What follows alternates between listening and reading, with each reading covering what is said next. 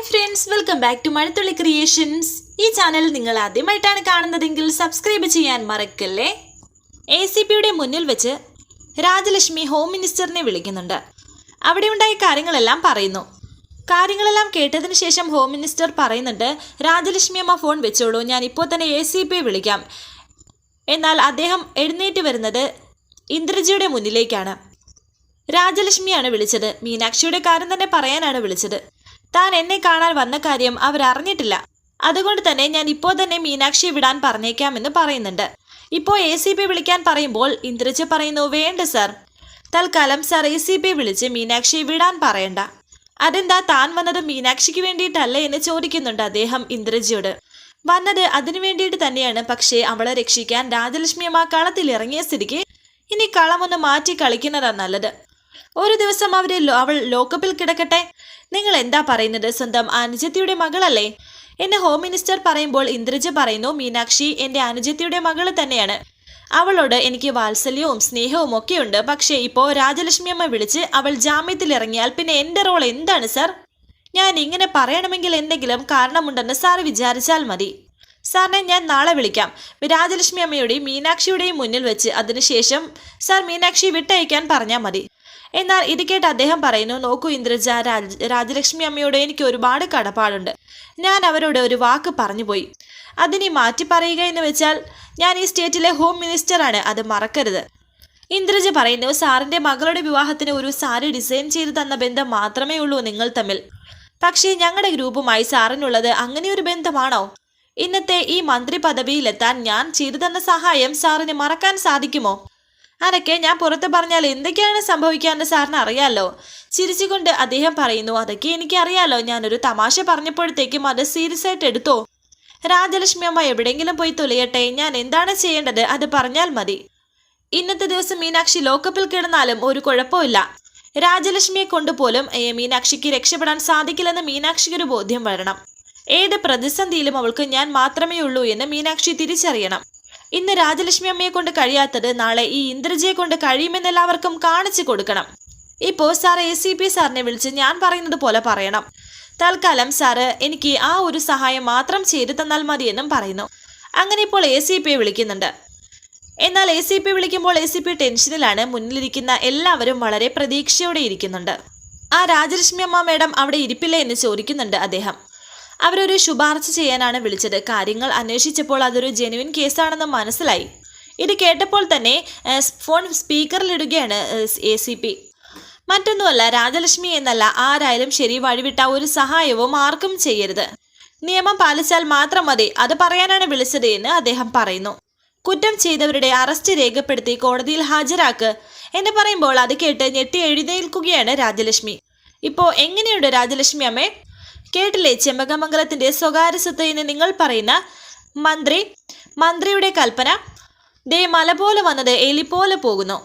ഇനിയും നാണം കെട്ട് ഇവിടെ നിൽക്കാതെ ഇറങ്ങിപ്പോ ഇവിടുന്ന് എന്ന് ACP പറയുമ്പോൾ രാജലക്ഷ്മി പറയുന്നുണ്ട്, ഞങ്ങൾക്ക് മീനാക്ഷിയെയും അർച്ചനയും ഒന്ന് കാണണമെന്ന്. ഞാൻ കാണില്ല, ഇത് ACP സഹീറയാണ് പറയുന്നത്. കോടതിയിൽ വന്ന് കൊണ്ടുപോകാൻ കഴിയുമെങ്കിൽ കൊണ്ടുപോകൂ, അതും ഞാനൊന്ന് കാണട്ടെ എന്ന് അവർ വെല്ലുവിളിക്കുന്നു. കോടതിയിൽ നിന്ന് കുട്ടികളെ രാജലക്ഷ്മി അമ്മ കൊണ്ടുപോകും. ഇത് വെല്ലുവിളിയായി തോന്നുന്നുണ്ടോ? ഈ കാക്കി കുപ്പായത്തിൽ കറ പുരളും, അത് രാജലക്ഷ്മി അമ്മ കാണും. സർവീസ് ഡയറിയിൽ കുറിച്ച് വെച്ചോളൂ. വാ മക്കളെ എന്ന് പറഞ്ഞ് അവരെയും കൂട്ടി രാജലക്ഷ്മി അവിടെ നിന്ന് പോകുമ്പോൾ ഒന്ന് തിരിഞ്ഞു നോക്കിയിട്ടാണ് പോകുന്നത്. ദേഷ്യത്തോടെ കാർത്തിയും ACPയെ നോക്കുന്നുണ്ട്. ശേഷം കാണിക്കുന്നത് എല്ലാവരും നിരാശയോടെ പുറത്തേക്ക് വരുന്നു. ആ മന്ത്രി ഇങ്ങനെ ചതിക്കുമെന്ന് ഞാൻ കരുതിയില്ല. എല്ലാം ഞാൻ അയാളോട് വിശദമായി പറഞ്ഞതായിരുന്നു. സഹായിക്കാമെന്ന് ഏറ്റിട്ട് ഇതുവരെ നാണക്കേടായി പോയല്ലോ എന്ന് രാജലക്ഷ്മി പറയുമ്പോൾ സന്ദീപ് പറയുന്നു, അല്ലെങ്കിലും ഈ രാഷ്ട്രീയക്കാരെ വിശ്വസിക്കരുത്, എല്ലാവരെയും അടച്ച് പറയരുത്, അതിലും നല്ല ആൾക്കാരുണ്ട് എന്ന് സച്ചി പറയുമ്പോൾ കാർത്തി പറയുന്നു, അയാളെ വിശ്വസിച്ചാൽ നമുക്കാണ് തെറ്റുപറ്റിയത്. ഇനിയിപ്പോൾ എന്ത് ചെയ്യുമെന്ന് സച്ചി. ആ ACPക്ക് എന്തോ മുൻവൈരാഗ്യമുള്ളതുപോലെ തോന്നുന്നു. അർച്ചനയെടുത്തെ മീനാക്ഷിയും ജയിലിൽ അടച്ചേ തീരുവെന്നുള്ള വാശിയിലാണ് അവർ. കാർത്തി പറയുന്നു, അവർക്ക് വ്യക്തിപരമായ വൈരാഗ്യമുണ്ട്. അത് അർച്ചനയോടോ മീനാക്ഷിയോടോ അല്ല, എന്നോടാണ്. നിന്നോടെന്താ അവർക്ക് ഇത്രയ്ക്ക് വിരോധം? അതിന് നീ അവരോട് എന്ത് ചെയ്തു എന്നും നിങ്ങൾ തമ്മിൽ എന്തെങ്കിലും മുൻപരിചയമുണ്ടോ എന്നും രാജലക്ഷ്മി അമ്മ ചോദിക്കുമ്പോൾ കാർത്തി പറയുന്നുണ്ട്, ഉണ്ട്, IPS ട്രെയിനിങ്ങിന് ഞങ്ങൾ ഒരുമിച്ചായിരുന്നു. അവിടെ ചില പ്രശ്നങ്ങൾ ഉണ്ടായിട്ടുണ്ടെന്ന് പറയുന്നു. അങ്ങനെ അവിടെ ഉണ്ടായ കാര്യങ്ങൾ എല്ലാവരോടും പറയുകയാണ് കാർത്തി. എന്നെ തോൽപ്പിക്കാൻ കിട്ടുന്ന ഏതവസരവും ആ സ്ത്രീ പാഴാക്കില്ലെന്ന് പറയുന്നു. കോടതിയിൽ എന്തായാലും ഇവരുടെ ജാമ്യാപേക്ഷ എതിർക്കും. അത്രയ്ക്കുള്ള വകുപ്പുകളാണ് അവർ എഴുതി ചേർത്തിരിക്കുന്നത്. അർച്ചന ജയിലിൽ കിടക്കുന്ന കാര്യം എനിക്ക് ആലോചിക്കാൻ പോലും കഴിയില്ല എന്ന് കെ സച്ചി പറയുന്നുണ്ട്. ജയിലും കോടതിയും എനിക്ക് ഒരു പുതിയ കാര്യമല്ല, പക്ഷെ മീനാക്ഷിക്ക് അത് സഹിക്കാൻ കഴിയില്ല.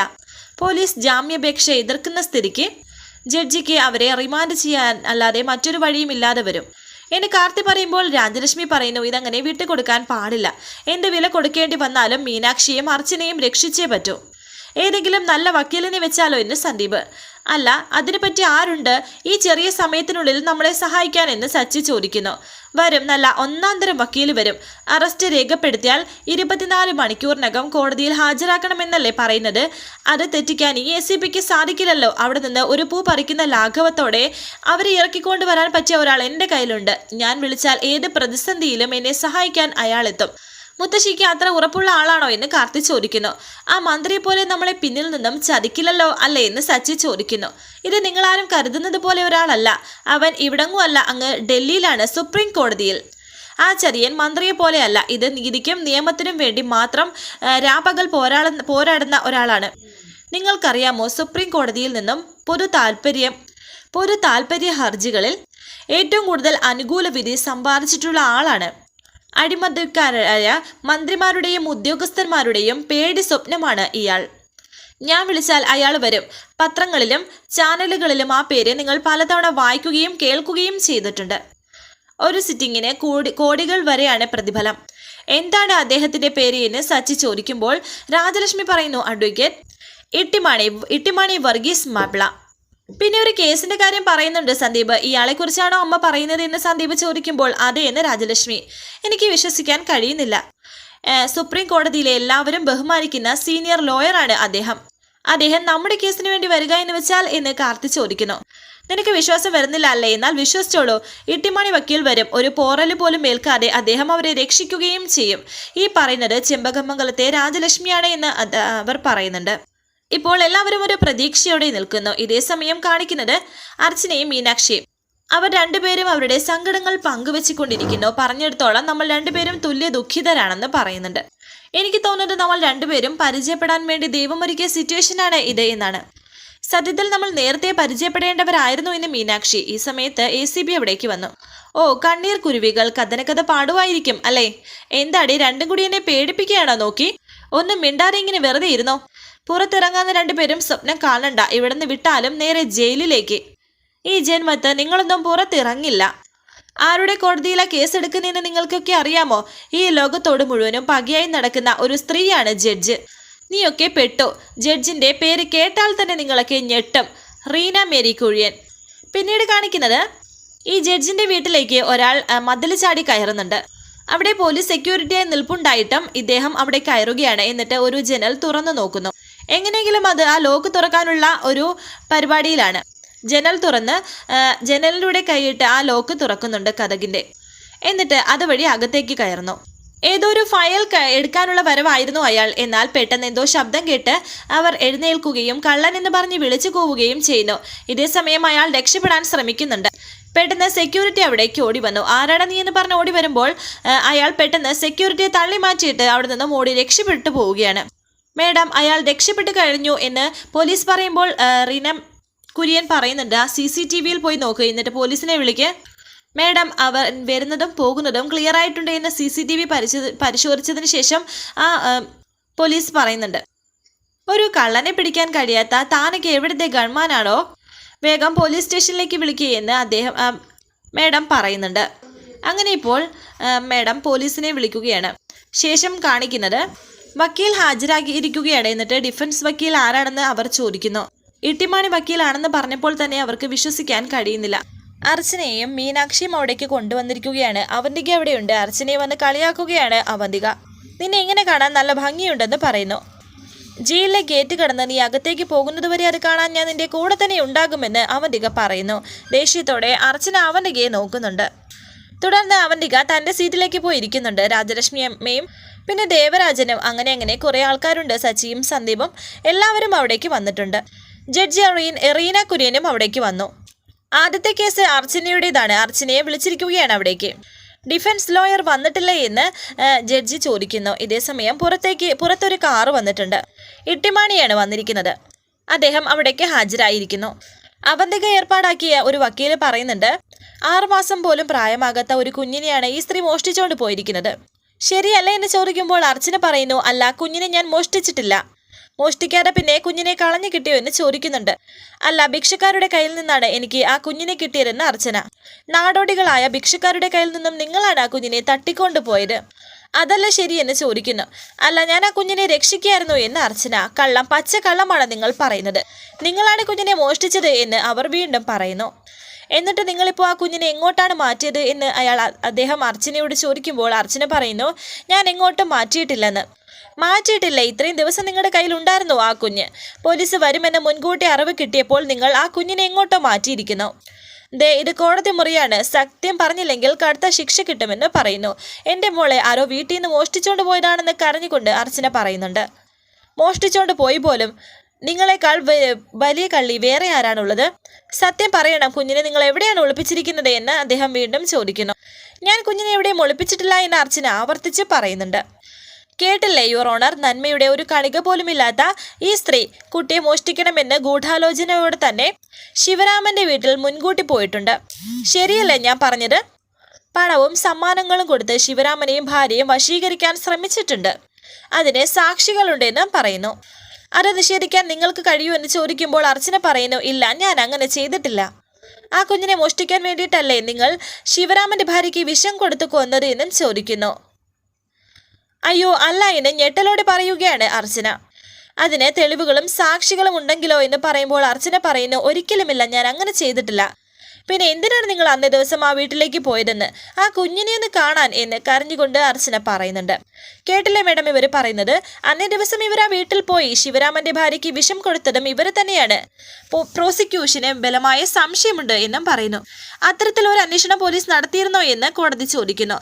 ഇല്ല യുവർ ഓണർ, പക്ഷേ അത്തരത്തിലുള്ള പല സംശയങ്ങളും പോലീസിന് തോന്നിയിട്ടുണ്ട്. അത്തരത്തിൽ വലിയ തെളിവുകളോ മറ്റോ ഉണ്ടോ എന്ന് കോടതി ചോദിക്കുമ്പോൾ പ്രത്യക്ഷത്തിൽ അങ്ങനെ ഒരു തെളിവില്ലെങ്കിലും ഈ സ്ത്രീയുടെ പല നീക്കങ്ങളും അതിനനുസൃതമായിട്ടായിരുന്നു എന്ന് വക്കീൽ പറയുന്നു. വീണ്ടും അർച്ചനയോട് ചോദിക്കുന്നു, നിങ്ങൾക്ക് ആ കുട്ടിയെ കിട്ടിയത് പോലീസിൽ അറിയിച്ചിരുന്നോ എന്ന്. ഇല്ല എന്നും അർച്ചന. എന്തുകൊണ്ട് അറിയിച്ചില്ല എന്ന് അദ്ദേഹം ചോദിച്ചു. നിയമപരമായ കുഞ്ഞിനെ ദത്തെടുക്കണമെന്ന് ഞങ്ങൾ കരുതിയതാണെന്ന് പറയുമ്പോൾ നിങ്ങൾ വീണ്ടും കള്ളം പറയുന്നു എന്ന് ദേഷ്യത്തോടെ അർച്ചനയോട് പറയുന്നു. യുവർ ഓണർ, ദത്തെടുക്കാനുള്ള ഒരു നടപടിയും ഇവർ ചെയ്തിട്ടില്ല. മിനിമം ഒരു പഞ്ചായത്ത് മെമ്പറെ പോലും ഈ കുട്ടിയെ കിട്ടിയ വിവരം അറിയിച്ചിട്ടില്ല. ഇത് ക്രിമിനൽ കുറ്റമല്ലെങ്കിൽ പിന്നെ എന്താണ് മേഡം? കുട്ടികളെ തട്ടിക്കൊണ്ടു പോകുന്ന ഭിക്ഷാസംഘങ്ങളുമായിട്ട് പോലും ഈ സ്ത്രീക്ക് ബന്ധമുണ്ട് എന്ന് സംശയമുള്ളതായി പോലീസിൽ FIR-ൽ രേഖപ്പെടുത്തിയിട്ടുണ്ട്. കഴിഞ്ഞ കുറേ നാളുകളായി നമ്മുടെ നാട്ടിൽ നിന്നും ഇതുപോലെ ഒരുപാട് കുഞ്ഞുങ്ങളെ കാണാതായിട്ടുണ്ട്. ആ കുഞ്ഞുങ്ങളൊക്കെ ഇപ്പം എവിടെയാണ്? ജീവിച്ചിരിപ്പുണ്ടോ അതോ ആരെങ്കിലും കൊന്നു കളഞ്ഞോ? അവർക്കൊക്കെ എന്ത് സംഭവിച്ചു? ഇതൊന്നും നമുക്ക് അറിയില്ല. കുട്ടി എവിടെ പോയി എന്നുള്ള ചോദ്യത്തിന് നിങ്ങൾ മറുപടി തന്നേ പറ്റൂ എന്ന് അർച്ചനയോട് അദ്ദേഹം പറയുന്നു.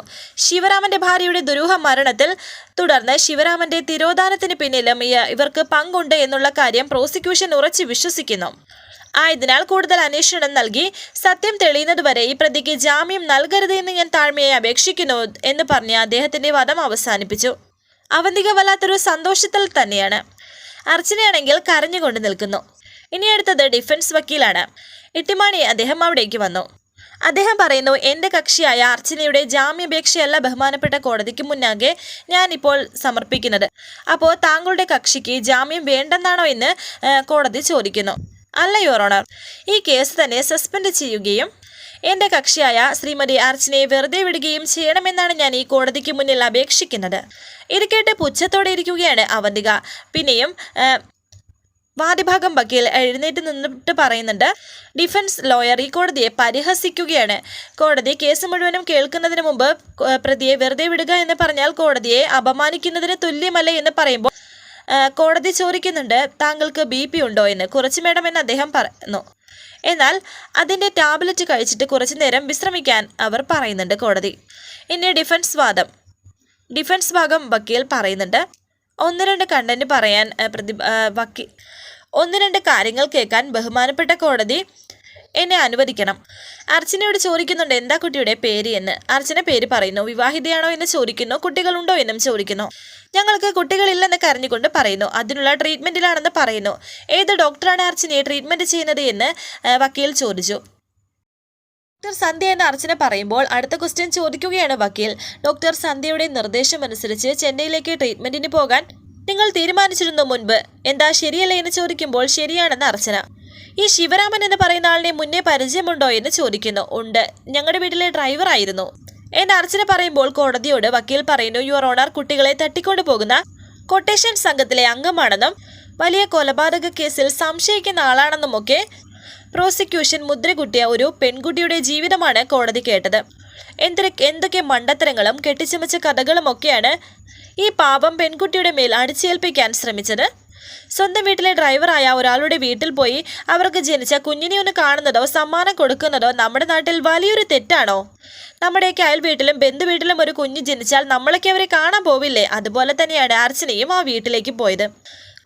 കുട്ടികളില്ലാതെ ദുഃഖവും പേർ ജീവിക്കുന്ന ഒരു പെൺകുട്ടി ആ കുഞ്ഞിനെ ശിവരാമന്റെ ഭാര്യയ്ക്ക് ആ കുഞ്ഞിനും ചില്ലറ സഹായങ്ങൾ ചെയ്തിരുന്നു. അല്ലാതെ ആ വീട്ടിൽ കുഞ്ഞിനെ കാണാൻ പോയതിന് പിന്നിൽ ഒരു ഗൂഢാലോചനയും ഇല്ല. എനിക്കൊരു റിക്വസ്റ്റ് ഉണ്ട് മാഡം. പോലീസിൽ ഇപ്പോൾ ഈ കേസ് കൊടുത്ത ശിവരാമന്റെ ബന്ധുക്കളെ ഒന്ന് വിസ്തരിക്കണം എന്ന് പറയുമ്പോൾ തന്നെ മറ്റേ വക്കീൽ പറയുന്നുണ്ട് അതിൻ്റെ ആവശ്യമുണ്ടോ എന്ന്. അതിനെ പ്രോസിക്യൂഷനാണോ തീരുമാനിക്കുന്നത് എന്ന് കോടതി ചോദിക്കുന്നു. എന്നാൽ പിന്നെ ഞാനിവിടെ ഇരിക്കേണ്ട ആവശ്യമില്ലല്ലോ, കോടതിക്ക് അറിയാം ആരെ വിസ്തരിക്കണമെന്ന്. ഇത് കേട്ടതും അദ്ദേഹം ഒന്ന് മിണ്ടാതെ എവിടെ ഇരിക്കുന്നു. ഈ കേസ് കൊടുത്ത ബന്ധുക്കൾ ആരെങ്കിലും ഹാജരുണ്ടോ എന്ന് കോടതി ചോദിക്കുന്നു. ഉണ്ട് യുവർ ഓണർ എന്നവർ പറയുമ്പോൾ അവരെ ഹാജരാക്കാനും പറയുന്നുണ്ട് കോടതി. അങ്ങനെ അവരവിടേക്ക് വരുന്നുണ്ട്. രണ്ടുപേരുടെയും പേര് ചോദിക്കുന്നു, സഹദേവനും ഭാര്യ ചന്ദ്രികയും. യഥാർത്ഥത്തിൽ നിങ്ങൾ ശിവരാമന്റെ ബന്ധുക്കളാണോ എന്ന് ചോദിക്കുന്നു. രണ്ടുപേരും തല താഴ്ത്തി നിൽക്കുന്നു. എന്നിട്ട് അതേ എന്ന് മറുപടി പറയുന്നു. എൻ്റെ ഭാര്യയുടെ ബന്ധുവാണ് ശിവരാമേട്ടൻ എന്ന് പറയുന്നു. അല്ല, നിങ്ങൾ എന്തായാലും ശിവരാമന്റെ ബന്ധുക്കളല്ല. നിങ്ങളെപ്പോലെ ഒരു ബന്ധുക്കൾ ഉള്ളതായിട്ട് ശിവരാമന്റെ ബന്ധുക്കൾക്കോ അയൽക്കാർക്കോ അറിയില്ല. പക്ഷേ ശിവരാമന്റെ ഭാര്യ മരിച്ച ദിവസം നിങ്ങൾ അവിടെ ഉണ്ടായിരുന്നു. ആര് പറഞ്ഞിട്ടാണ് നിങ്ങൾ അന്ന് അവിടെ പോയത്? എന്തിനാണ് നിങ്ങൾ അവിടെ പോയത്? ഇതുപോലെ മറ്റൊരു കേസുമായി ബന്ധപ്പെട്ട് പാലക്കാട് എന്ന സ്ഥലത്ത് ഒരു മരണവീട്ടിൽ ഇതുപോലെ കയറി അവിടെ നിന്നും 6 മാസം പ്രായമുള്ള ഒരു കുഞ്ഞിനെ മോഷ്ടിച്ച കേസിലെ പ്രതികളാണ് ഇവർ രണ്ടുപേരും. അന്നും ഇതുപോലെ ഇവരുടെ പേരിൽ കേസ് വന്നിട്ടുണ്ട്. അതുപോലെ ശിവരാമന്റെ വീട്ടിലും കയറി ആ കുഞ്ഞിനെ മോഷ്ടിച്ചുകൊണ്ട് പോകാനായിരുന്നു ഇവർ ശ്രമിച്ചത്. ഇവർ രണ്ടുപേരെയും അറസ്റ്റ് ചെയ്ത് കൂടുതൽ ചോദ്യങ്ങൾ ചോദിച്ചാൽ ഇതുപോലെ തെളിയാത്ത അനവധി കേസുകൾ തെളിയുമെന്നാണ് എൻ്റെ വിശ്വാസമെന്നും പറയുന്നു. അത് മാത്രമല്ല യുവർ ഓണർ, അർച്ചന നെല്ലിശ്ശേരി എന്ന വലിയ സാമ്പത്തിക ഭദ്രതയുള്ള കുടുംബത്തിലെ കുട്ടിയാണ്. ഒരു കുടുംബത്തിലെ നെടുന്തൂണാണ് ഈ കുട്ടി. അവിടെ എല്ലാവർക്കും പ്രിയപ്പെട്ടവളാണ് അർച്ചന. ശിവരാമന്റെ കുട്ടിയെ അർച്ചനയുടെ കയ്യിൽ എങ്ങനെയാണ് എന്നുള്ള കാര്യം അർച്ചന തന്നെ ഇവിടെ വിശദീകരിക്കുമെന്ന് പറയുന്നു. പറയൂ, എങ്ങനെയാണ് ആ കുട്ടി അർച്ചനയ്ക്ക് കിട്ടിയത് എന്ന് കോടതി അർച്ചനയോട് ചോദിച്ചു. ബഹുമാനപ്പെട്ട കോടതി, ദയവ് ചെയ്ത് ഞാൻ പറയുന്നതൊക്കെ ഒന്ന് കേൾക്കണം. കുഞ്ഞുങ്ങളില്ലാതെ ഞാനും എൻ്റെ ഭർത്താവും വലിയ വിഷമത്തിലായിരുന്നു. അതിനിടയിലാണ് എൻ്റെ അനുജത്തി ആതിരയ്ക്ക് ഒരു കുഞ്ഞ് ജനിച്ചത്. അതേ ദിവസം തന്നെയാണ് ശിവരാമേട്ടനും കുഞ്ഞ് ജനിച്ചത്. അതും ആ ഹോസ്പിറ്റലിൽ തന്നെയായിരുന്നു. മദ്യപാനം ധൂർത്തനുമായ ശിവരാമേട്ടൻ ഭാര്യയ്ക്കും കുഞ്ഞിനും നല്ല ആഹാരമോ വസ്ത്രമോ വാങ്ങിക്കൊടുക്കുന്നില്ലായിരുന്നു. അതറിയാവുന്നത് കൊണ്ടാണ് ഞാനും എൻ്റെ ഭർത്താവും ചേർന്ന് അവരെ സാമ്പത്തികമായും അല്ലാതെയും സഹായിച്ചത്. അങ്ങനെ എല്ലാ കാര്യങ്ങളും അർച്ചന കോടതിയോട് പറയുന്നു. കുഞ്ഞിനെ കിട്ടിയ കാര്യവും പറയുന്നുണ്ട്. പിന്നെ കുഞ്ഞിനെ തട്ടിക്കൊണ്ടുപോയ കാര്യവും പറയുന്നു. എനിക്കെൻ്റെ കുഞ്ഞിനെ വേണമെന്ന് കരഞ്ഞുകൊണ്ട് അർച്ചന ചോദിക്കുന്നു. ഞാൻ അവളെ എൻ്റെ സ്വന്തം മകളായി സ്നേഹിച്ചതാണ്. ഇത്രയും ദിവസം ഞാനാണ് അവളെ വളർത്തിയത്. എങ്ങനെയെങ്കിലും എൻ്റെ കുഞ്ഞിനെ എനിക്ക് കണ്ടുപിടിച്ച് തരണം എന്ന് അർച്ചന കരഞ്ഞുകൊണ്ട് അപേക്ഷിക്കുന്നുണ്ട്. എന്നാൽ പ്രോസിക്യൂട്ടർ വന്ന് പറയുന്നു, ഇത് കള്ളക്കരച്ചിലാണ്. കൂടുതൽ അന്വേഷണത്തിനായിട്ട് ഇവരെ പോലീസ് കസ്റ്റഡിയിലേക്ക് വിടണം. ഇത് കേട്ട കോടതി അദ്ദേഹത്തെ വഴക്ക് പറയുകയാണ്. Stop mister prosecutor, this is my court. ഇവിടെ എന്ത് ചെയ്യണമെന്ന് പ്രോസിക്യൂട്ടർ എന്നെ പഠിപ്പിക്കേണ്ട, മനസ്സിലായോ? പിന്നെ ഞാനും ഒരു സ്ത്രീയാണ്. യഥാർത്ഥ കണ്ണുനീര് കണ്ടാലും കള്ള കണ്ണുനീര് കണ്ടാലും എനിക്ക് മനസ്സിലാവും. ഈ കേസുമായിട്ട് മറ്റെന്തെങ്കിലും ചോദിക്കാനുണ്ടോ എന്ന് ചോദിക്കുന്നുണ്ട് എട്ടിമാണിയോട്. അർച്ചന നിരപരാധിയാണ് എന്നുള്ള മുഴുവൻ സാക്ഷിമൊഴികളും തെളിവുകളും ഞാൻ ഈ കോടതിയിൽ സമർപ്പിച്ചിട്ടുണ്ട്. പിന്നെ മറ്റു ചിലരെയും ചോദ്യം ചെയ്യുന്നുണ്ട്. ആ കുഞ്ഞിനെ നിയമപരമായി ദത്തെടുക്കാനുള്ള കാര്യങ്ങൾ ചെയ്തില്ല എന്നുള്ളത് ശരിയാണ്. എങ്കിലും അനാഥയായി ഭിക്ഷക്കാരുടെ കയ്യിൽ നിന്നും കണ്ടെത്തിയ ആ കുഞ്ഞിനെ സംരക്ഷിക്കാനും സ്വന്തം മകളായി സ്നേഹിക്കാനുമുള്ള അർച്ചനയുടെ നല്ല മനസ്സിനെ കോടതി കാണാതെ പോകരുത്. ആയതിനാൽ ഈ കേസ് സസ്പെൻഡ് ചെയ്യുകയും എന്റെ കക്ഷി അർച്ചനയെ ഈ കേസിൽ നിന്ന് ഒഴിവാക്കുകയും ചെയ്യണമെന്ന് ഞാൻ താഴ്മയെ അപേക്ഷിക്കുന്നു എന്ന് പറയുന്നു. പ്രോസിക്യൂട്ടർ ഒബ്ജക്ഷൻ എന്ന് പറഞ്ഞ് എഴുന്നേൽക്കുമ്പോൾ തന്നെ കോടതി വഴക്ക് പറയുന്നു. മതി, ഒബ്ജക്ഷൻ ഒന്നും വേണ്ട, ലഞ്ച് ബ്രേക്കിനുള്ള സമയമായി. കാര്യങ്ങളെല്ലാം കോടതിക്ക് ബോധ്യമായിട്ടുണ്ട്. ഇപ്പോൾ കോടതിക്ക് പൂർണ്ണമായും പ്രതിയായ അർച്ചന നിരപരാധിയാണെന്ന് ബോധ്യപ്പെട്ടിരിക്കുകയാണ്. വളരെ സന്തോഷത്തോടെ അർച്ചന കൈകൂപ്പിക്കൊണ്ട് നിൽക്കുന്നു. കുട്ടിയുടെ അവകാശികൾ എന്ന് പറഞ്ഞ് കേസുമായി വന്നവർ തട്ടിപ്പുകാരാണെന്നും കോടതിക്ക് ബോധ്യം വന്നതിനാൽ അവരെ അറസ്റ്റ് ചെയ്യാനും ചോദ്യം ചെയ്ത് അവർക്ക് പിന്നിൽ ആരൊക്കെയാണെന്ന് കണ്ടെത്താനും 24 മണിക്കൂറിനുള്ളിൽ നഷ്ടപ്പെട്ട കുഞ്ഞിനെ കണ്ടെത്താനും ഈ കോടതി ഉത്തരവിടുകയാണ്. അർച്ചനയെ നിരുപാധികം വിട്ടയക്കുകയും ചെയ്യുന്നു എന്നും കോടതി പറയുന്നു. സച്ചിയും സന്ദീപും അർച്ചനയും പിന്നെ മീനാക്ഷിയും ഒക്കെ വളരെ സന്തോഷത്തോടെ നിൽക്കുന്നു. ഇനി ലഞ്ച് ബ്രേക്കിന് ശേഷമാണ് കോടതി 3 മണിക്ക് കൂടുന്നത്. അത് ഇനി അടുത്തത് മീനാക്ഷിയുടെ വാദത്തിനായിരിക്കും. ഇപ്പോൾ സച്ചി ഓടി വന്ന അർച്ചനയെ ചേർത്ത് പിടിക്കുകയാണ്. 8 മണി അർച്ചനയോട് പറയുന്നു, അർച്ചനയ്ക്ക് ഇപ്പോൾ സന്തോഷമായില്ലേ, ഇതുപോലെ മീനാക്ഷിയെയും നിഷ്പ്രയാസം ഞാൻ പുറത്ത് കൊണ്ടുവരും, ധൈര്യമായിട്ടിരിക്കേ എന്ന് പറഞ്ഞ് അദ്ദേഹം അങ്ങോട്ടേക്ക് പോകുന്നു. ACP പോകാൻ തുടങ്ങിയപ്പോൾ മീനാക്ഷി ACPയോട് പറയുന്നു, മേഡം ഒന്ന് നിന്നേ, നിരപരാധിയായ ഞങ്ങളെ നിങ്ങൾ ഒരുപാട് ഉപദ്രവിച്ചു. അത് എന്തുകൊണ്ടാണെന്ന് എനിക്ക് നന്നായിട്ടറിയാം. ഇനിയിപ്പോൾ എൻ്റെ കേസ് വരുമ്പോൾ വക്കീലിൻ്റെ ചോദ്യങ്ങൾക്ക് മുന്നിൽ മേഡം ഒരുപാട് വിയർക്കേണ്ടി വരും. ഇന്ന് കോടതി സമയം കഴിയുമ്പോൾ ഈ യൂണിഫോം സ്വന്തം ശരീരത്തിൽ തന്നെ ഉണ്ടാകണേ എന്ന് പ്രാർത്ഥിച്ചോളൂ എന്നും അർച്ചന ACPയോട് പറയുന്നു. ഞങ്ങളെ ഉപദ്രവിച്ചതെല്ലാം ഞങ്ങൾ കോടതിയിൽ തുറന്നു പറയും. ലഞ്ച് ബ്രേക്ക് അല്ലേ, പോയി ആഹാരം വയറു നിറച്ച് കഴിച്ചിട്ട് വാ, നമുക്ക് ഒന്നുകൂടി കാണണമെന്നും ACPയോട് മീനാക്ഷി പറയുമ്പോൾ ദേഷ്യത്തോടെ ACP അവിടെ നിന്ന് പോകുന്നു. ഇപ്പോൾ അവന്തിക അവിടേക്ക് വരുന്നുണ്ട്. തലതാഴ്ത്തി അവന്തിക അങ്ങോട്ടേക്ക് പോകുന്നു. സച്ചിയും അർച്ചനയും മീനാക്ഷിയും കാർത്തിയും സന്ദീപും ഇപ്പോൾ ഒരുമിച്ച് വലിയ സന്തോഷത്തോടെ നിൽക്കുന്നുണ്ട്. ശേഷം കാണിക്കുന്നത് ഇനി അടുത്തത് മീനാക്ഷിയുടെ കേസാണ്. പ്രാർത്ഥനയോടെ ഇരിക്കുകയാണ് രാജലക്ഷ്മി. പ്രോസിക്യൂഷൻ മീനാക്ഷിയെ ചോദ്യം ചെയ്യുന്നു. എന്താണ് കുട്ടിയുടെ പേരെന്ന് ചോദിക്കുമ്പോൾ മീനാക്ഷി എന്ന് പറയുമ്പോൾ തന്നെ മധുര മീനാക്ഷിക്കും കുട്ടിക്കും ഒരേ പേരാണെന്ന് അദ്ദേഹം പറയുന്നു. എന്നിട്ടും നിങ്ങൾ ദേവിയുടെ ഉടവാൾ മോഷ്ടിച്ചുവെന്ന് പറയുന്നു. ഞാൻ ദേവിയുടെ ഉടവാൾ മോഷ്ടിച്ചിട്ടില്ലെന്ന് മീനാക്ഷി. പക്ഷേ തൊണ്ടിമുതലിൻ്റെ ഒരു ഭാഗം കണ്ടെത്തിയത് നിങ്ങളുടെ ബെഡ്റൂമിൽ നിന്നാണ്. നിങ്ങളത് നിഷേധിക്കുന്നുണ്ടോ എന്ന് ചോദിക്കുമ്പോൾ നിഷേധിക്കുന്നു എന്ന് മീനാക്ഷി. നിങ്ങളുടെ മുറിയിൽ നിന്നും തൊണ്ടിമുതലിൻ്റെ കുറച്ച് ഭാഗം കണ്ടെത്തിയതിൻ്റെ സാക്ഷികളുണ്ടെന്നും പറയുന്നുണ്ട്. പക്ഷേ ഞാനതിന് സാക്ഷിയല്ല. തൊണ്ടിമുതൽ എൻ്റെ മുറിയിൽ നിന്ന് കണ്ടെത്തുന്നത് ഞാൻ കണ്ടിട്ടില്ലെന്ന് മീനാക്ഷി. നിങ്ങൾ കാണുന്നത് മാത്രമാണ് സത്യം എന്നുണ്ടോ എന്ന് പ്രോസിക്യൂഷൻ ചോദിക്കുമ്പോൾ അങ്ങനെ ഞാൻ പറഞ്ഞിട്ടില്ലെന്നും ഞാൻ കണ്ടിട്ടില്ല എന്നും പറഞ്ഞുള്ളൂ എന്ന് മീനാക്ഷി. തൊണ്ടിമുതൽ കണ്ടെടുത്തു എന്ന് പറയുന്ന സമയം ഞാൻ മറ്റൊരു സ്ഥലത്തായിരുന്നു. ഞാനതിന് സാക്ഷിയല്ല എന്നുള്ളതിന് സത്യം തന്നെയാണെന്ന് മീനാക്ഷി. ഇതൊക്കെ സാങ്കേതികമായ ഒരു പ്രയോഗം മാത്രമല്ലേ കുട്ടിയെന്ന് കോടതി ചോദിക്കുന്നു. സാങ്കേതികമായ ഒരു പ്രയോഗം മാത്രമല്ല യുവർ ഓണർ. ഇതുപോലെ ഒരു കോടതി മുറിയിൽ വെച്ച് ഇതുപോലെ എന്നെ കുഴപ്പിച്ചതാണ് നീതിയുടെ കാവലാൾ എന്ന് പറയുന്ന വക്കീലന്മാർ. അതിന് വിലയായി എൻ്റെ അച്ഛൻ്റെ തടവറയിൽ വർഷങ്ങളോളം കിടക്കേണ്ടി വന്നു. ഒടുവിൽ അദ്ദേഹത്തിൻ്റെ ജീവനുമെന്ന് കരഞ്ഞുകൊണ്ട് മീനാക്ഷി പറയുന്നു. വരാനിരിക്കുന്ന പുതുപുതൻ എപ്പിസോഡുമായി വീണ്ടും കാണാം. Thank you for watching. Please subscribe, like, share my channel.